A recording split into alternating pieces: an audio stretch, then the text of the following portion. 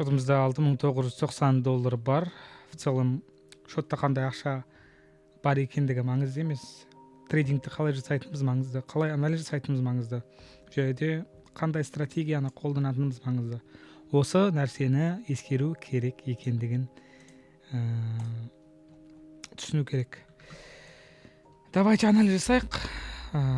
Сейчас көрсетемін ақша қалай табылатынын трейдингтен, анализдің қалай жасалатынын, так что аяғына дейін көретін боламыз. По факту барлығын досконально от и до қалай жасалады, қалай анализ жасалады, қалай сделка ашылады, осы видеода көретін боласыңдар. И, конечно же, егер де қайталайтын болсаңдар, сендерде осындай результат күтіп тұрады. Яғни сендерде осындай результат жасай аласыңдар. Так, қарайық көрейік. Евро GP ұлтысы валютная парасы. Рандомная валютная пара, да? Бізде жоғары модель шыққан еді, и жоғары жақтағы модельдің целін бізде орындап, разворот болып жатыр. Ликвидностьтен кейін, ликвидность шешілгеннен кейін бізде келесі целіміз нарықтағы қазір текущая свечамыздың лойы. Шарт етуге болады, бірақ бізде лонг кетіп қалған екен баға. Хорошо. Просто на продолжение жоғары сделка ашқым келіп отыр 1 минутқа деп $200. Бірінші кезекте өздерің көріп тұрғандай бізде өте қысқа уақыттың көлемінде нарықтағы біздің мен төменге қарай кетіп жабылады деп ойладым да, бірақ нет. Бізде жоғары қарай өсіп жабылды в целом. И бұл біздің свечаның нарықтағы зонадан, диапазоннан ашып жабылғанның өзі көрсеткіш бағаның жоғары қарай кеткісі келіп тұрған. Яғни бізде нарықтардағы ликвидностьтарға, я думаю, барып, осы ликвидностьтарды шешкісі, келіп тұрғанын көрсетіп тұрды, короче, бағаның ше. И соның арқасында мен сделкамды ашып салдым да, мынаяқтағы неге қарап ше, модельге қарап, бағаны болжаудың теориясының ББТ-ның моделіне қарап. И қазір бізде не болды? Баға жоғары қарай өсті. Ликвидностьті әлі шешкен жоқ, бірақ төменге қарай кетіп бара жатыр. Ну, это странно. Пока көреміз. Бізде 10 секундтай уақыт қалды.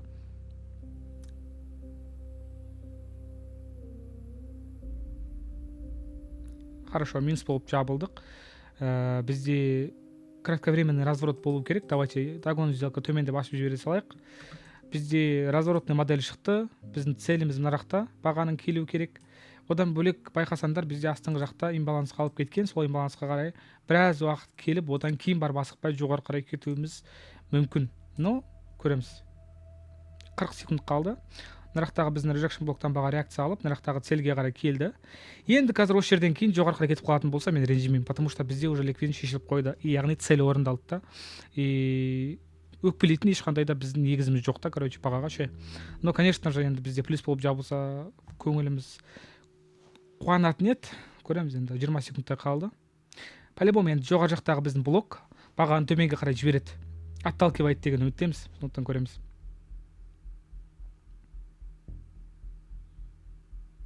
И, как видите, бізде баға төменге қарай кетіп бара жатыр. И все. Да. Жоғары сделка аштық, но не угадали, не прогадали в целом.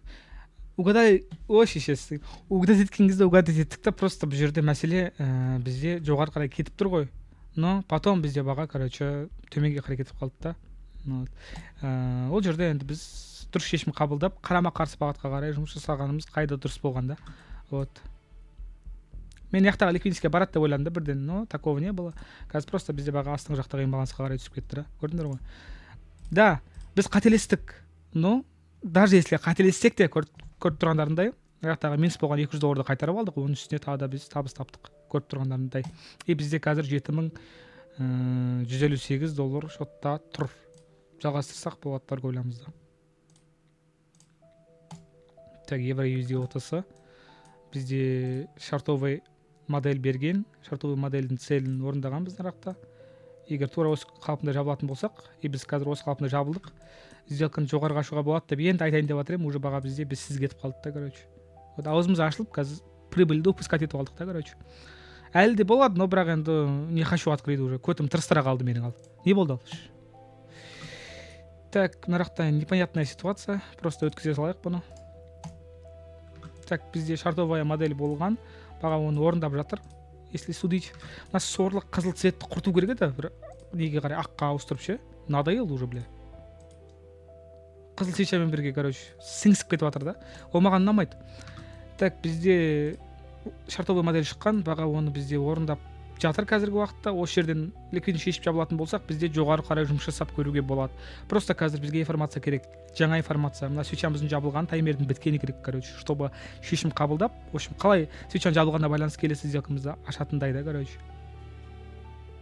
Так, бізде негізі шартовый модель болып жабылды, но біздің цель уже қазір шешіліп қойды, орындалып қойды.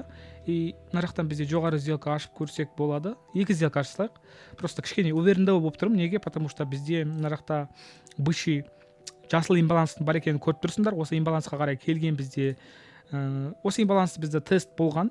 Осы тест болған минимум бізде reset point болып тұр. Осы ликвидностьті бізде баға шешіп, осы жерден бізде баға қайтадан жоғары реакция алады деген үміттемін. Так как бізде мына жақтағы свеча шешілді, ББТ-ның цели орындалды, и біздің келесі ближайшая цель мына жақтағы хай и жалпы бағаның жоғары қарай кетуі, короче, менің үмітім да. Вот. Бізде қазір жақта RP шешіліп жатыр. Возможно, үлгереміз, возможно, үлгермейміз, но заранее оны біз білмейміз. Но бірақ көріп тұрғандарындай, біздің RP-ден реакция бар. RP, мерпи, хуйпи, ББТ ештеңкені түсінбесеңдер, сендерге совет просто. Учитесь. Бұл мен қолданып жатқан нәрсенің барлығын айтып қойғанмын, ше. Барлығы открытым доступе тұр, короче, ше. И ауадан ештеңке придумывать етіп, бір шайып отырған жоқпын да. Нақты элементтер, нақты табыс табуға мүмкіндік. И все. Простая, понятная логика, короче. Ликвидность, свечалар, жалпы бағаны болжаудың теориясы, шартовая модель, лонговая модель, барлығы нақты. Вот.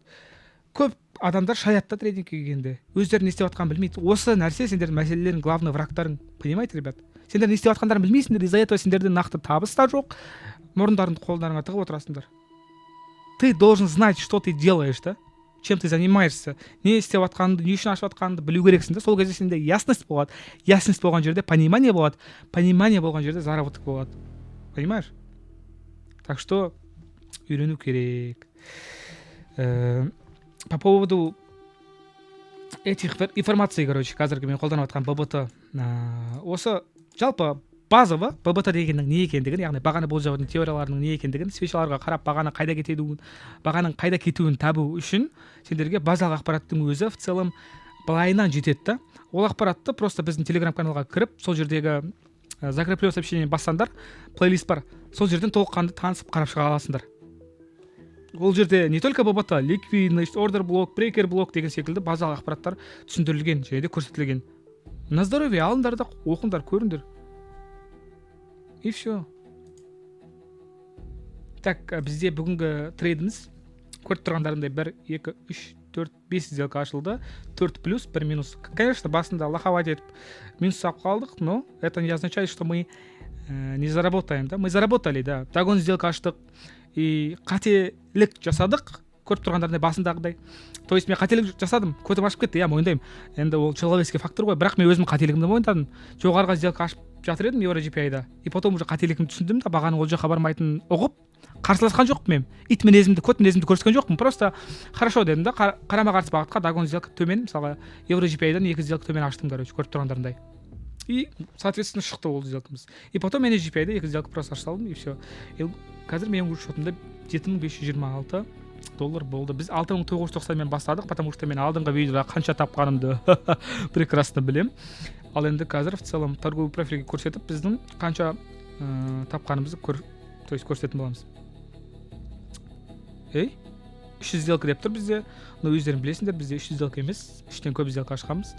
$168 деп тұр, ол бізде фуфло. Просто калькулятормен есептей салайын, қазір миды ашытпай, уақыт топпай. Бізде 6990 болса, все и так понятно. Қазір алып тастаймыз. 6000. Көтіне кейін қарай жүрем. Ол нәрсе үшін мені осуждать етудің қажеті жоқ. 6990 минус 7500. 7500. Самое главное расчет қой, короче, 26. Бізде $536 таза пайда. $536 таза прибыль. Минус 536 деп калькуляторда көрсетіп тұр. Ну, по-любому білдік қой, главное, дұрыс па? Қайтесің, главный ақша тапсай. Главный ақша тапсаң болды ғой, басқа сені нәрсе қызықтырмасын. Есебің түзу болу керек. Адамдардың алдында, өз-өзінің алдында. $576 таза пайда. Бұны қазір бізде доллардың курсы просто $576 деп жазатын болсақ, қараңдар, сендер лайфхак көрсетем, короче. Торговый профильге кіресіңдер, чтобы жазып жүрмей үшін ручной. Сегодня дейсіңдер да. За все время көрейік. Ёбаная жизнь, $431,000 общий табыс. Ешін бір ғана аккаунттан. Менде бір ғана аккаунт болған жоқ, бірнеше аккаунт болды. Осының өзінде $400,000 деген кәдімгідей взрыв мозга. Но бірақ басқа біреудің ақшасына қарағанша өзіңнің қалай ақша табам деген ниетіңді арттыр. Өзің ұмтыл ақша табуға. И ол нәрсе қиын емес. Мен саған көз алдымда тауып бердім қазір. Қанша уақыт кетті мойындаршы мені. Қазір 10 минуттың ішінде мен саған тауып беріп отырмын. $536. Мына как раз қазір шықты ғой. Вот. $536 я шықты ғой. Мына қанша болды калькуляторда? Екеуі бірдей, бұл жақтары 536, мына жақтары 536. 80% сделкамыз плюс болды, $536 таза прибыль. Қараңдар мына. Бағанағы лайфхак. Просто найти дейсіңдер да мына. Мына жақта бізде уже шығарып береді дайын.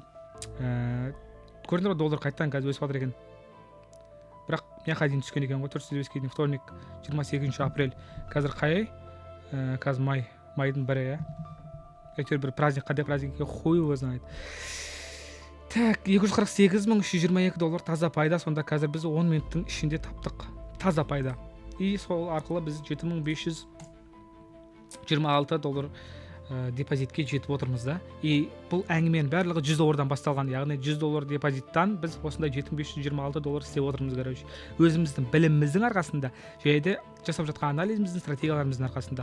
И осының өзі бір негізі показатель, көрсеткіш. Конечно, бізде огромный минустар да болды, сливтар да болды. Тапқан ақшамыздың барлығын жоғалтқан кездер де болды. Но самое главное это действие, да? Действие, әрекет. Әрекетке берекет.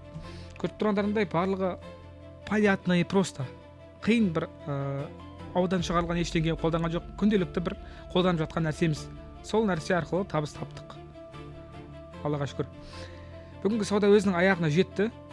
Бағанағы айтқандай, плейлисттен көріп ақпараттарыңды алыңдар. Балықтарыңа берекелі білім болсын. Келесі кездескенше сау болыңдар. Сендермен бірге Fast Money Forex.